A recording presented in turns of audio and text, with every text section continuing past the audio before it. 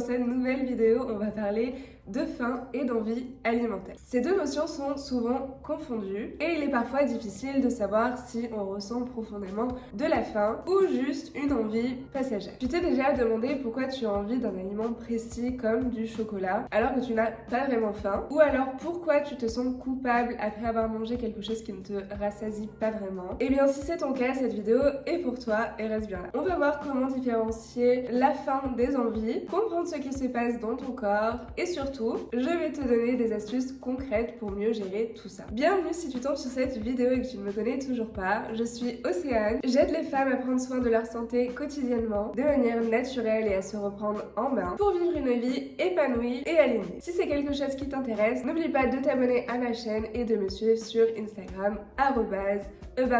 Commençons par la première partie qui est de reconnaître la faim. Qu'est-ce que c'est vraiment? La faim, c'est une réaction naturelle dans ton corps qui te signale tout simplement qu'il a besoin de carburant. Ton estomac envoie un signal à ton cerveau grâce à une hormone qui s'appelle ghrelin et cette hormone agit comme une alarme pour te dire « Hey, j'ai besoin d'énergie ». Quand tu as vraiment faim, tu peux ressentir quelques signaux physiques comme le ventre qui gargouille, un sentiment de faiblesse ou même d'étourdissement, de l'irritabilité ou une baisse de concentration ou même une sensation d'anxiété. Et la faim réelle est souvent accompagnée d'un besoin général de nourriture et pas du tout d'un aliment spécifique. Et le plus important ici, c'est qu'une fois que tu manges, tous ces symptômes disparaissent. Ton corps est donc satisfait et il te laisse tranquille. Et c'est comme ça qu'on reconnaît juste le fait d'avoir faim. Les envies, elles, sont complètement différentes. Contrairement à la faim, elles ne viennent pas d'un besoin physique, mais plutôt de ton esprit. Elles sont souvent déclenchées par une émotion comme le stress, l'ennui ou même des fois la joie. Et voici comment tu peux reconnaître une envie. Elle arrive souvent peu de temps après avoir mangé, parfois seulement 1 heure après un repas. Elle concerne un aliment précis, souvent des comfort food comme du chocolat, des sucreries ou des aliments gras. Et elle est liée plutôt à des émotions ou des pensées, mais pas à ton corps.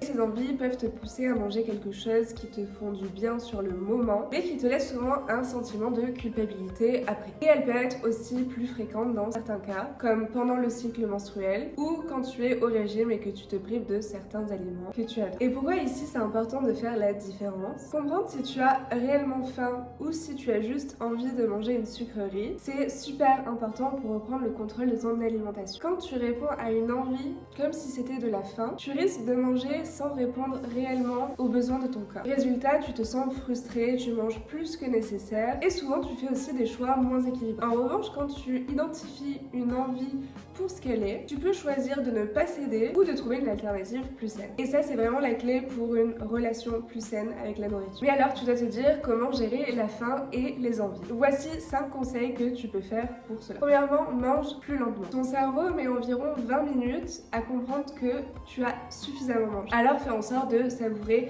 chaque bouchée et d'être vraiment conscient sur ce que tu manges et ne pas être non plus distrait par des écrans ou autre chose autour de toi. Ne saute pas le petit déjeuner. J'en parle très souvent dans mes vidéos YouTube et sur Instagram, mais un bon petit déjeuner équilibré, protéiné et de préférence salé équilibre ton appétit pour tout le reste de la journée. Ajoute des fibres et des protéines à tes repas parce que ces aliments te rassasient plus longtemps. 4e conseil, prends des collations intelligentes. C'est-à-dire que si tu sais que tu ne seras pas à la maison pendant plusieurs heures et que tu risques d'avoir un peu faim, fais en sorte de t'organiser pour mettre dans ton sac des snacks sains comme des fruits, des noix ou même te préparer un petit yaourt si tu as le temps, ce qui va t'aider du coup à tenir entre les repas. Et enfin, bois de l'eau. Parfois ce qu'on pense être de la faim est seulement de la déshydratation, alors bois suffisamment d'eau. Et en suivant ces conseils, tu verras qu'il sera plus facile pour toi de gérer ta faim et ses envies incontrôlées. Pour les envies, du coup, c'est une autre histoire et voici comment tu peux faire pour les combattre. D'abord, et comme je le dis souvent, écoute ton corps.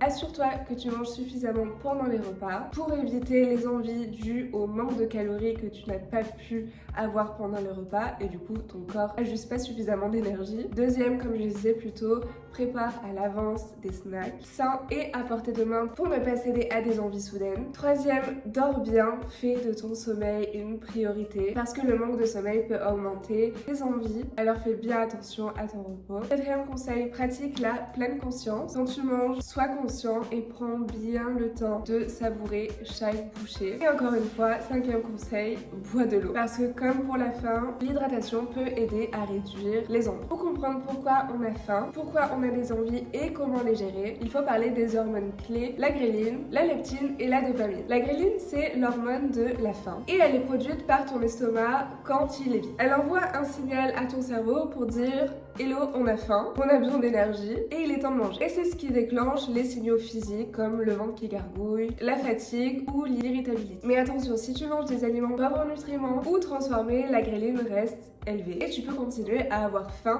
même après avoir mangé. La solution ici, elle est simple. Elle est de privilégier des repas riches en protéines et en bons nutriments ainsi qu'en fibres pour ralentir la digestion et mieux réguler cette hormone. La leptine ou l'hormone de la satiété, du coup ici c'est l'opposé de la gréline. Elle est produite par les cellules graisseuses et dit à ton cerveau stop, on a assez mangé. Mais les aliments transformés riches en sucre et en graisse peuvent rendre ton cerveau résistant à la leptine. Résultat, tu continues à manger même si ton corps a suffisamment d'énergie. Et du coup, pour rétablir son rôle, la solution ici est de réduire les aliments transformés et d'adopter une alimentation plus équilibrée et naturelle. Maintenant, passons à la dopamine qui est l'hormone du plaisir. C'est celle qui te fait ressentir du plaisir quand tu manges un aliment. Quand tu manges des aliments sucrés ou gras, celle-ci est libérée en grande quantité, ce qui te donne cette sensation de bonheur. Mais avec le temps, ton cerveau peut devenir accro et il en veut toujours plus pour obtenir le même niveau de plaisir. C'est pour ça que certains aliments comme les sucreries ou ce qu'on appelle les junk food créent une dépendance à la dopamine. Du coup, pour casser ce cycle, encore une fois, mise sur des protéines et sur des bonnes graisses qui eux stabilisent ton niveau de dopamine. Et du coup, évite le plus possible les aliments qui provoquent ces pics. Maintenant, imagine un triangle entre la gréline, la leptine et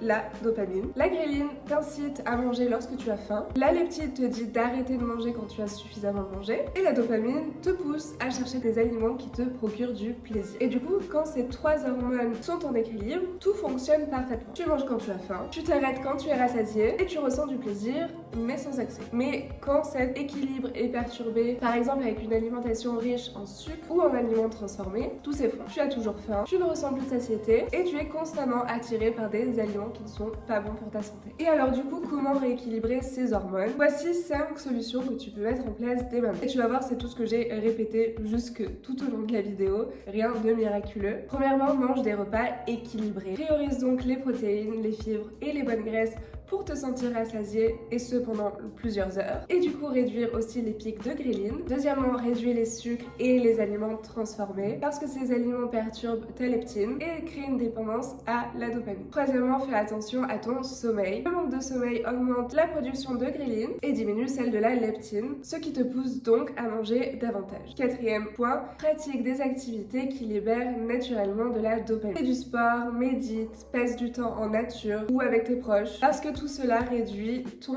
besoin de compenser avec de la nourriture. Et enfin, adopte une approche consciente. Apprends à reconnaître les signaux de ton corps et à différencier une vraie faim d'une envie avec tout ce dont on va parler dans cette vidéo. Avec le temps, ces changements permettront de rétablir l'équilibre entre la gréline, la leptine et la dopamine et tu retrouveras un contrôle total sur ton appétit et sur ton bien-être. Différencier la faim des envies, c'est un vrai pouvoir pour ta santé. En apprenant à écouter ton corps et à comprendre ses signaux, tu peux reprendre le contrôle de ton alimentation et faire des choix qui te font du bien, à la fois physiquement et aussi mentalement. Alors dis-moi en commentaire quelles astuces tu vas mettre en place pour mieux gérer tes envies. On arrive à la fin de cette vidéo. Si tu l'as aimé, n'oublie pas de la liker et de t'abonner à la chaîne si ce n'est pas encore fait. Je te dis à la semaine prochaine dans une nouvelle vidéo ou à tout de suite sur Instagram @about.oc. Ciao ciao.